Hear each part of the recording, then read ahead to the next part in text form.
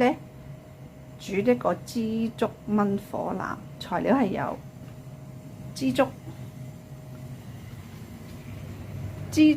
用4安士啦，就浸清水得㗎啦，浸到佢軟為止。跟住就係火腩咧，新鮮嘅又得，隔夜都冇問題嘅。咁啊，預佢用剩嗰啲火腩得㗎啦。咁同埋南瓜咧就有4安士，4兩都夠㗎啦。咁啊，預備料頭薑啊、蒜、葱頭咁樣，跟住咧就開始可以落鑊㗎啦。記住呢種鑊咧，就係要凍鑊落油嘅。咁我放啲油落去啦。咁然之後跟住就落個，然之後跟住咧就可以落料頭㗎啦。放料頭落去，爆一爆。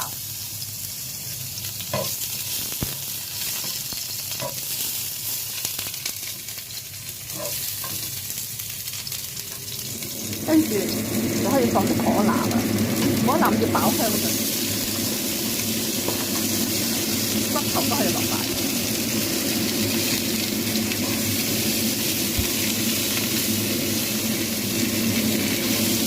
慢火慢慢煎下佢。嗱，當煮到咁上下嘅時候咧，5分鐘有啦，放埋啲南瓜落去，啲南瓜落鑊炒幾炒。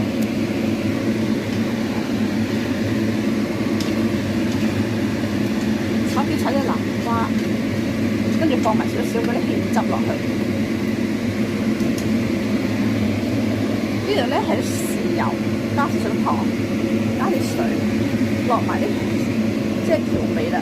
啲南瓜本身係甜嘅，所以就唔需要放糖噶啦。咁係嗰啲火腩啦，同埋嗰啲腐竹料味。咁咧再放多少少水落去，就可以。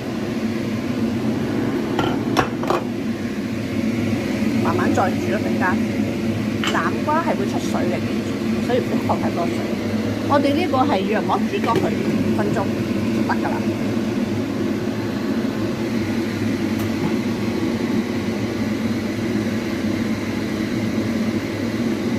咁我哋睇住佢一鑊繼續煮。嗱，而家咧呢一個枝竹炆南瓜火腩已經煮好㗎啦。個製成品係咁樣嘅，都幾好味㗎，大家不妨試下火腩炆南瓜枝竹。